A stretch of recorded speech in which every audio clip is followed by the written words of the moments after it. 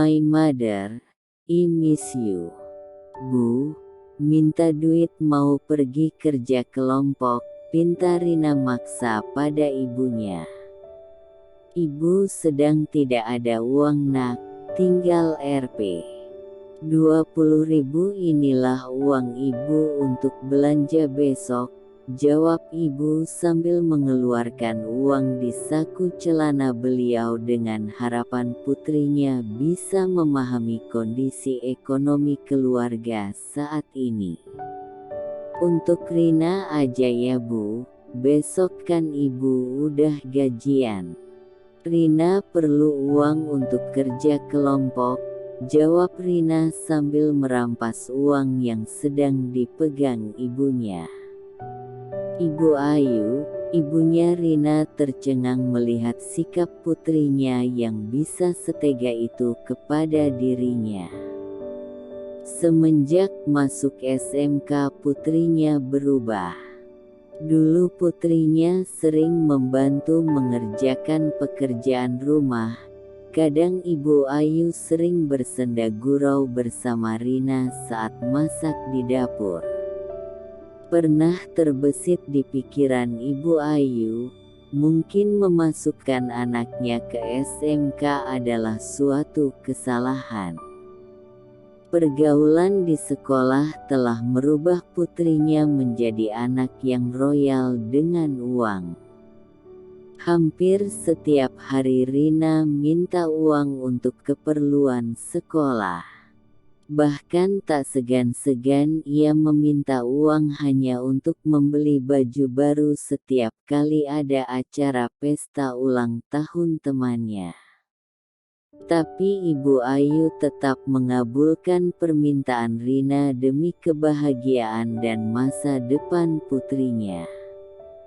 Semenjak suaminya meninggal 3 bulan yang lalu, Ibu Ayu kerja lebih keras lagi. Biasanya beliau hanya kerja di pabrik roti dari jam 8 pagi sampai jam 16 sore. Kini, beliau juga mengambil job di luar, menjadi buruh cuci. Pekerjaan mencuci dikerjakan setelah pulang dari pabrik roti. Begitulah pekerjaan Ibu Ayu setelah menjadi janda anak 1. Rina tidak pernah tahu bagaimana pengorbanan Ibu Ayu untuk memenuhi semua keperluannya. Ia berangkat ke sekolah sebelum ibunya berangkat kerja dan pulang menjelang maghrib tiba. Hampir dibilang ia tidak pernah ada waktu untuk membantu ibunya mengerjakan pekerjaan rumah. Jika hari libur ia pergi jalan-jalan bersama temannya. Minggu pagi Ibu Ayu kerepotan menyiapkan sarapan pagi untuk dirinya dan putri sematawayangnya, sedangkan saat itu Rina masih tidur. Setelah selesai menyiapkan sarapan, beliau langsung buru-buru berangkat kerja karena 15 menit lagi beliau masuk kerja. Beliau tidak sempat sarapan di rumah. Dengan tergesa-gesa ia berjalan menuju pabrik roti. Dengan membawa bekal sarapan di tangan kanannya, ia jalan kaki menuju pabrik roti. Sarapan sudah terhidang di atas meja, dengan lauk tempe sambal terasi. Tumis kangkung itu yang bisa dimasak Ibu Ayu, karena uang Bu Ayu hanya cukup untuk membeli lauk tersebut. Tidak hanya itu, tidak jarang Ibu Ayu berjalan kaki pulang pergi dari tempat kerja yang jaraknya sekitar 1,5 km dari rumah. Begitulah Ibu Ayu sangat menghemat uangnya agar ia bisa membiayai kebutuhan sekolah putrinya. Jam 10 pagi Rina bangun dari tempat tidurnya. Dengan langkah malas ia berjalan menuju kamar mandi. Setelah selesai mandi, ia membuka penutup makanan yang ada di atas meja makan. Rina mengeluh saat melihat masakan ibunya. "Cekak, ya, lagi-lagi lauk yang dimasak ibu ini, kalau enggak tahu, tempe, gitu-gitu aja. Sekali-kali masak ayam goreng napa bu?" keluh Rina dengan wajah merenggut melihat masakan ibunya. Rina duduk di samping meja makan. "Enak ya, kalau jadi orang kaya. Makan enak tiap hari, pakai pakaian yang bagus, jalan-jalan naik mobil nggak kepanasan dan nggak kena hujan," tutur Rina sambil menghayal menjadi orang kaya. Tiba-tiba ia teringat kalau ia ada janji dengan Sinta jam 15 sore. Ia baru sadar kalau uang yang diberikan ibu kemarin telah habis untuk mentraktir temannya beli cendol kemarin sore. Kemudian Rina bergegas ke pabrik roti tempat ibunya kerja. Sedangkan sarapan yang telah dimasak ibunya dengan buru-buru tadi tidak jadi ia makan. Begitulah Rina, ia lebih menghargai temannya daripada ibunya sendiri. Sementara di pabrik roti Ibu Ayu sedang sarapan. Beruntung hari ini beliau tidak terlambat sampai ke pabrik dan bos hari ini sedang berbaik hati memberinya kesempatan 15 menit untuk sarapan. Bu Ayu terus memasukkan makanan ke dalam mulutnya dan sesekali ia meminum air yang ada di botol minum miliknya. Setelah selesai sarapan, Bu Ayu membantu Bu Siska menyusun roti-roti yang telah dibungkus ke dalam box sesuai dengan jumlah yang telah ditentukan. Bu Ayu orangnya sangat sigap, berbeda dengan Bu Siska. Karena kinerja yang baik dan loyalitasnya yang tinggi, bos sangat suka dengannya sehingga ia sering mendapat tips lebih saat gajian. Hal ini yang membuat Bu Siska terkadang merasa iri padanya. Bu Ayu, putri Ibu Sirina, sering saya lihat dia jalan-jalan bersama temannya dan nongkrong di kafe sore-sore, Bu, kata Bu Siska. "Iya, Bu," tanya Bu Ayu tidak percaya. "Iya Bu, kemarin saya lihat Rina traktir teman-temannya beli cendol di tempat Kang Dadang," tambah Bu Ririn. Bu Ayu diam. Beliau masih tidak yakin dengan apa yang diucapkan Bu Siska dan Bu Ririn tentang putrinya. Tetapi ia masih membela putrinya. "Mungkin Ibu Siska dan Bu Ririn salah lihat, putri saya manalah mungkin berbuat demikian. Ia selalu pamit sama saya kalau ia lama pulang karena kerja kelompok di rumah temannya," tutur beliau membela putrinya. Walaupun sebenarnya ia sudah mulai curiga dengan putrinya, tetapi ia masih membela. "Gak mungkin saya salah lihat Bu Ayu, malah Rina sendiri yang menegur saya kalau tidak. Manalah saya tahu ada Rina di situ," terang Bu Ririn meyakinkan Bu Ayu. "Masak hampir setiap hari kerja kelompok?" tanya Bu Siska curiga. "Kemenakan saya juga sekolah di SMK, satu sekolah dengan putri Bu Ayu, tidak pernah saya lihat pergi kerja kelompok," ditambah Bu Siska ingin membuat hati Bu Ayu panas. Mungkin beda kelas, Bu Siska, ucap Bu Ayu masih membela putrinya sambil berlalu meninggalkan Bu Siska dan Bu Ririn ke dalam untuk mengambil roti-roti yang telah dikemas. Sebenarnya ia sudah mulai panas dengan ucapan mereka yang terus-menerus menjelek-jelekan anaknya. Kasihan ya Bu Ayu, setelah suaminya meninggal ia jadi kerja keras kayak gitu. Setelah pulang dari pabrik roti ini, dia langsung nyuci pakaian orang.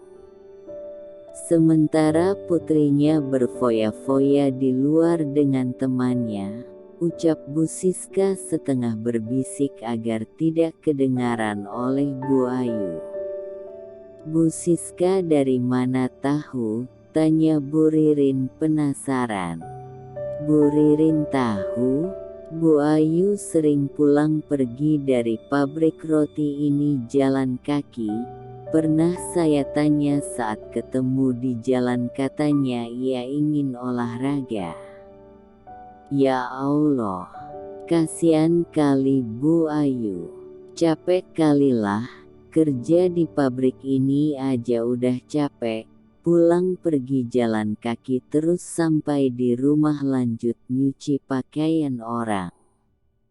Ya Allah, nggak kebayang saya Bu Siska. Kalau saya jadi Bu Ayu pasti nggak sanggup, jawab Bu Ririn. Lihatlah Bu, badan Bu Ayu sekarang makin kurus kan? Itu karena dia kecapean, ucap Bu Siska matanya sambil melirik ke arah Bu Ayu. Kok tega kali ya si Rina itu sama ibunya? Gak kasihan apa dia? Kalau aku punya anak kayak gitu, gak perlu ku sekolahkan dia. Mending dia ikut aku kerja di pabrik roti ini. Itulah Bu Ririn, Bu Ayu itu terlalu memanjakan anaknya, sahut Bu Siska. Sementara di sebalik pintu Rina sudah lama berdiri dan mendengarkan semua yang diceritakan teman-teman ibunya tentang dirinya. Tak terasa air matanya menetes mendengar penderitaan yang dialami ibunya. Ia merasa sangat bersalah. Ia ingin segera pulang untuk membuktikan semua perkataan Bu Siska. Jam 16 Rina sengaja duduk di warung Bu Titin makan gorengan sambil menunggu ibunya pulang. Biasanya Bu Ayu selalu lewat jalan di depan warung Bu Titin karena hanya jalan ini satu-satunya jalan menuju rumahnya. 10 menit sudah, tapi ibunya belum juga lewat. 5 menit kemudian Bu Ayu lewat. Dengan ramah Bu Titin menyapa Bu Ayu untuk singgah di warungnya. Melihat Bu Titin menegur ibunya, Rina memberi kode isyarat agar tidak memberitahukan keberadaannya. Bu Titin mengikuti isyarat Rina. Bu Ayu, singgah sebentar ini ada gorengan masih hangat, Bu, tawar Bu Titin kepada Bu Ayu. Iya Bu, lain kali saja, tolak Bu Ayu lembut. Rina duduk membungkuk di bawah meja agar tidak kelihatan dengan ibunya. Setelah ibunya jalan melewati warung, Rina memperbaiki posisi duduknya. Karena penasaran Bu Titin bertanya kenapa Rina tadi sembunyi saat ibunya datang. Ibumu sudah pergi, ujar Bu Titin. Iya, Bu, jawab Rina sekenanya.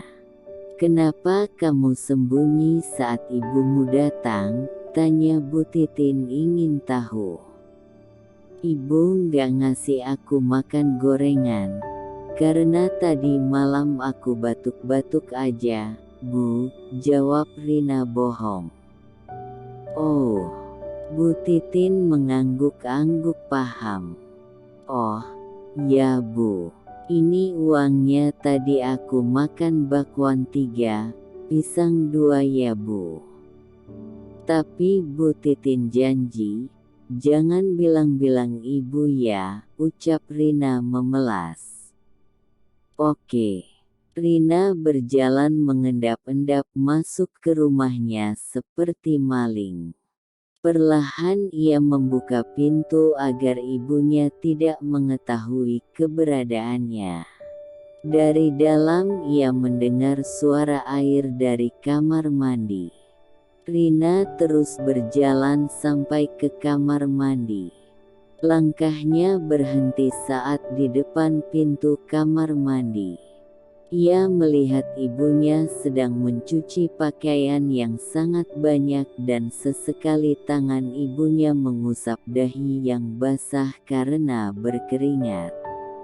Ibu, tegur Rina dengan suaranya yang lirih. Ia tahan menahan air matanya menyaksikan penderitaan ibunya. Berarti benar apa yang diceritakan Bu Siska tentang ibunya. Sementara itu Bu Ayu kaget melihat putrinya sudah ada di depan pintu kamar mandi. Karena panik beliau langsung berdiri menghampiri putrinya. Segera ia membersihkan tangannya dari buih sabun. Karena tidak hati-hati, hampir saja Bu Ayu terpeleset. Rina, kenapa kamu nangis? Tanya ibunya panik. Rina tidak sanggup menjawab pertanyaan ibunya. Rina, jawab pertanyaan ibu, kamu kenapa? Tanya ibunya makin panik karena putrinya tidak mau menjawab. Kamu tidak kenapa-kenapa kan? Atau ada orang yang menjahati kamu? Bilang sama ibu siapa orangnya, tanya ibu dengan geram. Sambil menangis, Rina memeluk ibunya. Ia tidak peduli dengan baju ibunya yang basah. Baginya pelukan ibunya saat ini membuat hati nyaman. Tapi berbeda dengan apa yang dirasakan Bu Ayu. Karena pelukan Rina yang tiba-tiba dan sambil menangis membuat dirinya khawatir. Bu Ayu melepaskan pelukannya. Jawab jujur, kamu kenapa? Dengan sesegukan Rina menjawab, maafkan Rina, Bu. Rina banyak salah sama ibu.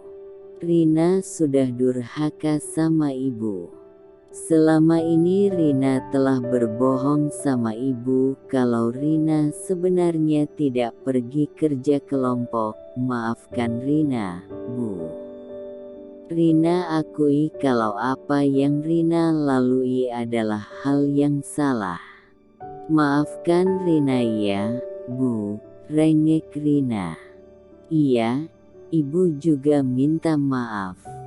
Ibu belum bisa membahagiakan kamu. Maafkan ibu juga, ya, ucap ibu sambil memeluk Rina kembali. Bu Ayu dan Rina saling berpelukan. Tangan Bu Ayu mengelus lembut kepala putrinya dan sesekali ia mencium putrinya. Rina merasa sangat menyesal atas perbuatannya. Kini ia menyadari bahwa ibunya sangat menyayangi dirinya. Bu, Rina bantu cuci baju, ya, tawar Rina sambil melepas pelukan ibunya. Gimana ya? Boleh nggak ya? Bu Ayu memainkan bil matanya. Rina cemberut. Boleh dong sayang, jawab Bu Ayu sambil tersenyum. Terima kasih, Bu. Rina sayang ibu, ucap Rina sambil memeluk ibunya kembali. Ibu juga sayang sekali sama Rina, putri ibu yang cantik jelita ini. Kemudian Bu Ayu dan Rina mencuci baju bersama. Setelah kejadian ini Rina lebih banyak meluangkan waktu untuk membantu ibunya. Kejadian ini adalah pelajaran berharga dalam hidupnya, bahwa kebahagiaan sesungguhnya bisa membuat ibunya bahagia. Dan Rina juga tidak lupa berterima kasih kepada Tuhan yang telah menyadarkan diri sehingga ia tidak berlarut-larut dalam kesalahan.